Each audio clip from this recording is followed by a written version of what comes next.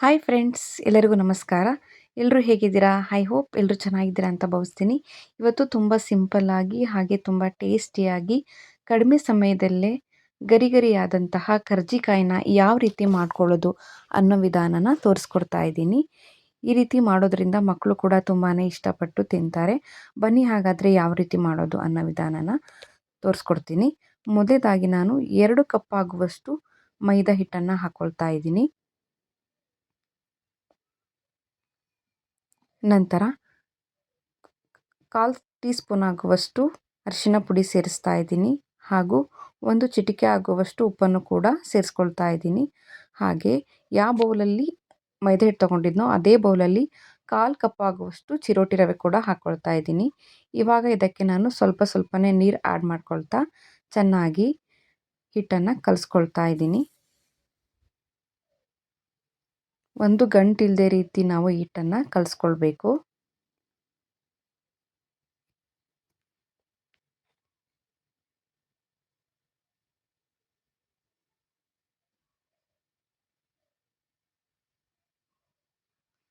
ಈ ರೀತಿ ಚೆನ್ನಾಗಿ ಹಿಟ್ಟನ್ನು ನಾವು ನಾದಿ ಕಲಿಸ್ಕೊಳ್ಳೋದ್ರಿಂದ ಕರ್ಜಿಕಾಯಿ ತುಂಬಾ ಕ್ರಿಸ್ಪಿಯಾಗಿ ಬರುತ್ತೆ ಹಾಗೂ ಚೆನ್ನಾಗಿ ಉಬ್ಬಿ ಬರುತ್ತೆ.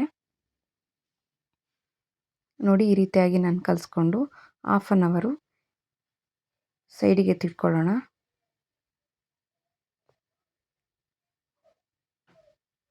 ನಂತರ 1 ಕಪ್ ಆಗುವಷ್ಟು ಒಣಕೊಬ್ಬರಿ ಪುಡಿ ತೊಗೊಂಡಿದ್ದೀನಿ. ಹಾಗೆ 3/4 ಕಪ್ ಆಗುವಷ್ಟು ಕಡಲೆನ ಪುಡಿ ಮಾಡಿ ತೊಗೊಂಡಿದ್ದೀನಿ. ನಂತರ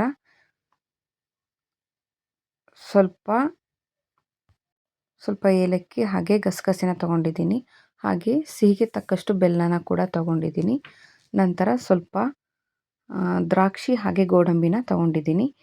ಇವಾಗ ಒಂದು ಬೌಲ್ಗೆ ನಾನು ತೊಗೊಂಡಿರ್ತಕ್ಕಂತಹ ಒಣ ಕೊಬ್ಬರಿನೂ ಕೂಡ ಸೇರಿಸ್ಕೊಳ್ತಾ ಇದ್ದೀನಿ. ಹಾಗೆ ಬೆಲ್ಲನೂ ಕೂಡ ಹಾಕ್ಕೊಳ್ತಾ ಇದ್ದೀನಿ. ನಂತರ ಇದಕ್ಕೆ ಗಸಗಸೆ ಕೂಡ ಹಾಕ್ಕೊಳ್ತಾ ಇದ್ದೀನಿ. 2ರಿಂದ 3 ಸ್ಪೂನ್ ಆಗೋಷ್ಟು ಗಸಗಸೆ ತೊಗೊಂಡಿದ್ದೀನಿ. ಹಾಗೆ ಕಡಲೆನ ನಾನು ತರಿಯಾಗಿ ರುಬ್ಬಿಟ್ಕೊಂಡು ಹಾಕ್ಕೊಳ್ತಾ ಇದ್ದೀನಿ. ನಂತರ ಇದಕ್ಕೆ ಏಲಕ್ಕಿ ಪುಡಿನ ಸೇರಿಸ್ತಾ ಇದ್ದೀನಿ. ಹಾಗೆ ಡ್ರೈ ಫ್ರೂಟ್ಸ್ಗಳನ್ನು ಕೂಡ ಸೇರಿಸ್ಕೊಳ್ತಾ ಇದ್ದೀನಿ.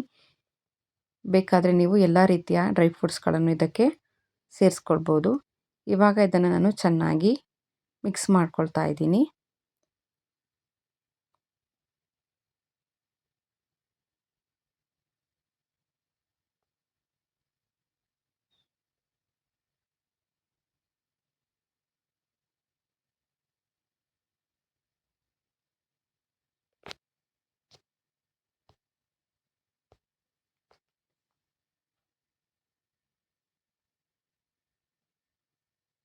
ನೋಡಿ, ಈ ರೀತಿಯಾಗಿ ನಾನು ಚೆನ್ನಾಗಿ ಮಿಕ್ಸ್ ಮಾಡ್ಕೊಂಡಿದ್ದೀನಿ. ಈ ರೀತಿಯಾದಂತಹ ಕರ್ಜಿಕಾಯಿ ಪುಡಿನ ನಾನು ರೆಡಿ ಮಾಡ್ಕೊಂಡಿದ್ದೀನಿ. ಇವಾಗ ಹಿಟ್ಟನ್ನು ನಾನು ಈ ರೀತಿ ಚಿಕ್ಕ ಚಿಕ್ಕ ಉಂಡೆಗಳನ್ನಾಗಿ ಮಾಡಿ ಎತ್ತಿಟ್ಕೊಂಡಿದ್ದೀನಿ. ಇವಾಗ ಇದನ್ನು ನಾನು ಸ್ವಲ್ಪ ಹಿಟ್ಟನ್ನು ಹಾಕ್ಕೊಂಡು ಚೆನ್ನಾಗಿ ಲಟ್ಟಿಸ್ಕೊಳ್ತಾ ಇದ್ದೀನಿ. ನೋಡಿ, ಉದ್ದನೆಯ ಆಕಾರದಲ್ಲಿ ನಾನು ಎಲೆಗಳನ್ನು ಲಟ್ಟಿಸ್ಕೊಳ್ತಾ ಇದ್ದೀನಿ. ನೋಡಿ, ಈ ರೀತಿಯಾಗಿ ಉದ್ದನೆ ಆಕಾರದಲ್ಲಿ ನಾವು ಕರ್ಜಿಕಾಯಿಗೆ ಲಟ್ಟಿಸ್ಕೊಳ್ಬೇಕು.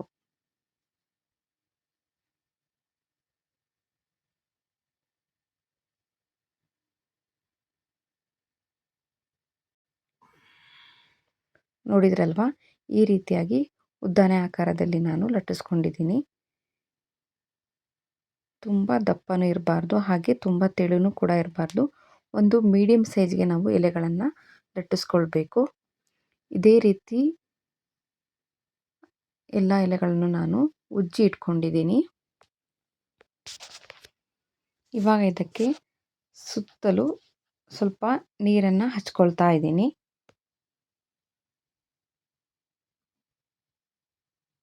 ನೋಡಿ, ಇವಾಗ ಕರ್ಜಿಕಾಯಿ ಪುಡಿನ ಇದಕ್ಕೆ ಹಾಕ್ಕೊಳ್ಳೋಣ. ನಮಗೆ ಎಷ್ಟು ಬೇಕಾಗುತ್ತೋ ಅಷ್ಟು ಕರ್ಜಿಕಾಯಿ ಪುಡಿನ ನಾವು ಮಧ್ಯದಲ್ಲಿ ಸೇರಿಸ್ಕೊಳ್ಬಹುದು. 2ರಿಂದ 3 ಸ್ಪೂನ್ ಆಗುವಷ್ಟು ನಾನು ಕರ್ಜಿಕಾಯಿ ಪುಡಿನ ಹಾಕ್ಕೊಳ್ತಾ ಇದ್ದೀನಿ. ಇವಾಗ ಇದನ್ನು ನಾವು ಫೋಲ್ಡ್ ಮಾಡ್ಕೊಳ್ಳೋಣ. ಫೋಲ್ಡ್ ಮಾಡ್ಕೊಂಬಿಟ್ಟು ಸೈಡು ಚೆನ್ನಾಗಿ ಪ್ರೆಸ್ ಮಾಡಬೇಕು. ಈ ರೀತಿ ಚೆನ್ನಾಗಿ ಪ್ರೆಸ್ ಮಾಡೋದ್ರಿಂದ ನಾವು ಕರ್ಜಿಕಾಯಿ ಕರಿಯೋ ಟೈಮಲ್ಲಿ ಅದು ಓಪನ್ ಆಗಬಾರ್ದು. ಆ ರೀತಿಯಾಗಿ ನಾವು ಚೆನ್ನಾಗಿ ಪ್ರೆಸ್ ಮಾಡಬೇಕು. ನೋಡಿ, ಈ ರೀತಿಯಾಗಿ ನಾನು ಕರ್ಜಿಕಾಯಿನ ರೆಡಿ ಮಾಡ್ಕೊಂಡಿದ್ದೀನಿ. ನೋಡಿ, ಇದೇ ರೀತಿ ಎಲ್ಲ ಕರ್ಜಿಕಾಯಿಗಳನ್ನು ನಾನು ರೆಡಿ ಮಾಡಿ ಒಂದು ಪ್ಲಾಸ್ಟಿಕ್ ಮರದಲ್ಲಿ ಎತ್ತಿಟ್ಕೊಂಡಿದ್ದೀನಿ. ಎಲ್ಲ ಕರ್ಜಿಕಾಯಿಗಳನ್ನು ಮಾಡಿಟ್ಕೊಂಡು ಒಂದೇ ಟೈಮ್ಗೆ ನಾವು ಇದನ್ನು ಕರ್ಕೊಳ್ಬೋದು.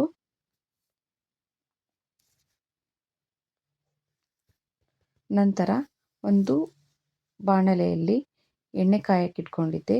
ಇವಾಗ ಒಂದೊಂದಾಗಿ ಕರ್ಜಿಕಾಯಿಗಳನ್ನು ನಾನು ಎಣ್ಣೆಯಲ್ಲಿ ಹಾಕ್ಕೊಳ್ತಾ ಹೋಗ್ತಾ ಇದ್ದೀನಿ. ನೋಡಿ, 5ರಿಂದ 6 ಕರ್ಜಿಕಾಯಿಗಳನ್ನು ನಾನು ಎಣ್ಣೆಯಲ್ಲಿ ಹಾಕ್ಕೊಳ್ತಾ ಇದ್ದೀನಿ.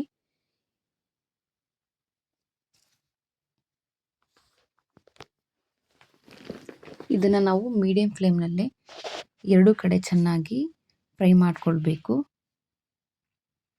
ಕಲರ್ ಚೇಂಜ್ ಆಗೋವರೆಗೂ ಇದನ್ನು ನಾವು ಚೆನ್ನಾಗಿ ಫ್ರೈ ಮಾಡಿಕೊಳ್ಬೇಕು.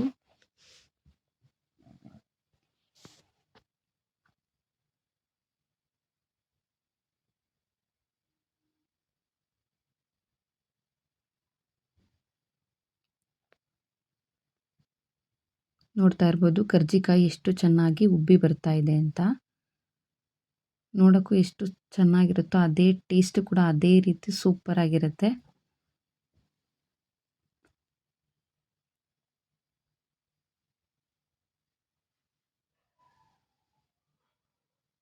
ನೋಡಿ, ಫೈನಲಿ ಈ ರೀತಿಯಾಗಿ ನಾನು ಕರ್ಜಿಕಾಯಿಗಳನ್ನು ಎಣ್ಣೆಯಲ್ಲಿ ಕರೆದಿಟ್ಕೊಂಡಿದ್ದೀನಿ. ಇವಾಗ ಇದನ್ನು ಸಪ್ರೇಟಾಗಿ ಒಂದು ಪ್ಲೇಟ್ಗೆ ಸರ್ವ್ ಮಾಡೋಣ.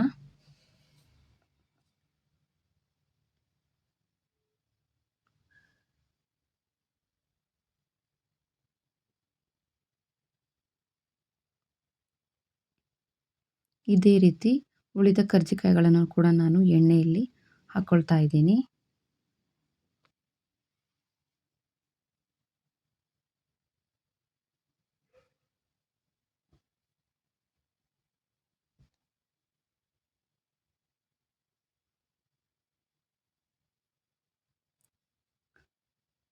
ನಾವು ಕರ್ಜಿಕಾಯಿ ಕರಿಯುವಾಗ ಮೀಡಿಯಂ ಫ್ಲೇಮ್ನಲ್ಲೇ ನಾವು ಇದನ್ನು ಕರ್ಕೊಳ್ಬೇಕು. ಹೈ ಫ್ಲೇಮ್ನಲ್ಲಿ ಇಟ್ಕೊಂಡ್ಬಿಟ್ರೆ ಕರ್ಜಿಕಾಯಿ ಬೇಗನೆ ಸೀದೋಗ್ಬಿಡುತ್ತೆ. 2 ಕಡೆ ಚೆನ್ನಾಗಿ ಫ್ರೈ ಮಾಡಿಕೊಳ್ಬೇಕು.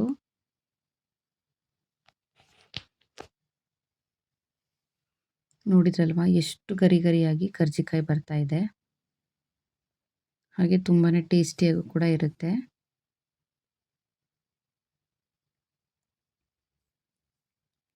ಇದು ಕೂಡ ಇವಾಗ ರೆಡಿಯಾಗಿದೆ. ಇದನ್ನು ಕೂಡ ನಾವು ಪ್ಲೇಟ್ಗೆ ಹಾಕ್ಕೊಳ್ಳೋಣ.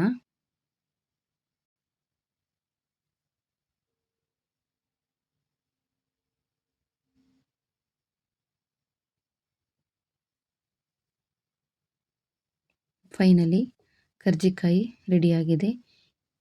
ಈ ರೀತಿಯಾದ ಕರ್ಜಿಕಾಯಿಗಳನ್ನು ನಾವು 15ರಿಂದ 20 ದಿನ ಸ್ಟೋರ್ ಮಾಡ್ಬೋದು. ಈ ರೆಸಿಪಿ ನಿಮಗೆ ಇಷ್ಟ ಆಗಿದ್ದಲ್ಲಿ ಈ ವಿಡಿಯೋಗಂತೂ ಲೈಕ್, ಶೇರ್, ಕಮೆಂಟ್ ಮಾಡೋದನ್ನು ಮರಿಬೇಡಿ. Thank you for watching.